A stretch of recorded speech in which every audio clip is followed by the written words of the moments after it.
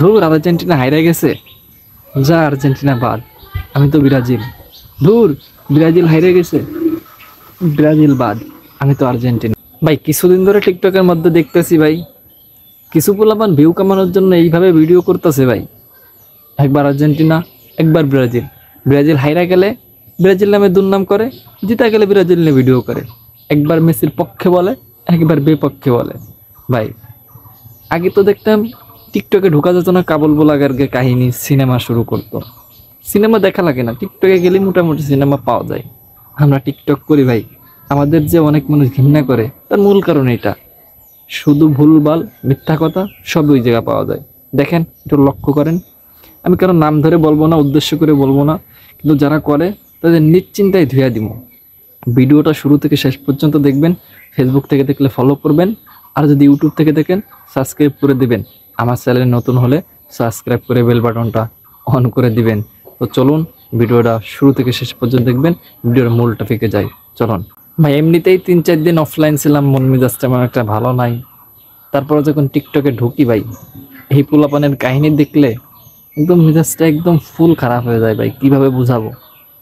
আমিও তো ভিডিও করি, আমার যদি ভুল হয় আপনারা ধরাই দিবেন। ফার্স্টেই বলবো, আমি মনে করেন এরকম একবার এর পক্ষে বলে এর বিপক্ষে বলি না, না বলার চেষ্টা করি। তো কিছু পোলাপান এত ভিউর দরকার ভাই তোদের, তোরা কামলা দে, 400-500 টাকায় কামলা দে, তোদের এত ভিউ লাগবে কেন ভাই? আমি ইদানিং অনেকজনরে মনে করেন দেখতাছি, তাদের মেইন করে আমি কিছু বলতাছি না, ও একটা পোলাপান আছে মানে ভাইরাল হওয়ার জন্য, ফলোয়ার তেমন একটা কিছু না, ভিউ টিউ হয় না, যে একটু এরকম ভিডিও করে তখন একটু ভিউ আসে, মানে এই করার ধান্দা ব্যবসা পেয়ে নিছে মনে করেন টিকটকে, বুঝছেন?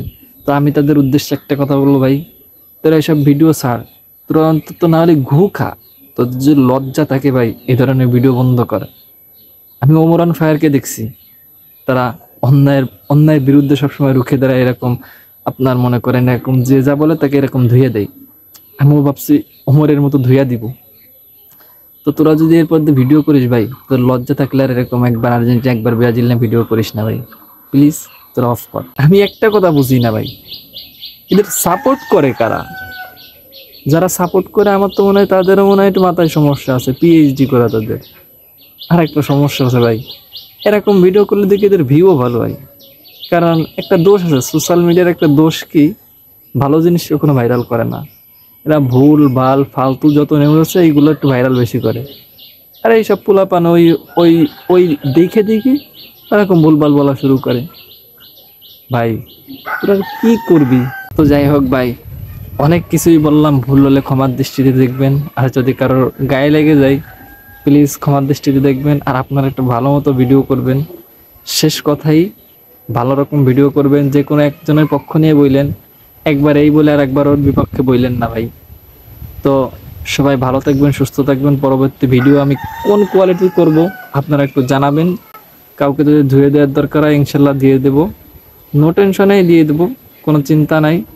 তো সবাই ভিডিও যদি ভালো হয় লাইক কমেন্ট শেয়ার করতে কিন্তু ভুলবেন না। পরবর্তী ভিডিওতে দেখা হবে। তারপরের একটা গুড নিউজ আছে, বস নেইমারও সুস্থ হয়ে গেছে। এর পরবর্তী ভিডিও আমি বস নেইমারকে নিয়েই করব, বস নেইমার সুস্থ আছে কি না, কবে বস নেইমার মাঠে নামবে, সব কিছু নিয়ে পরবর্তী ভিডিও আমার ইউটিউবে আসবে। তো পরবর্তী ভিডিওতে দেখা হচ্ছে, সবাই ভালো থাকেন, সুস্থ থাকেন, আল্লাহ হাফেজ।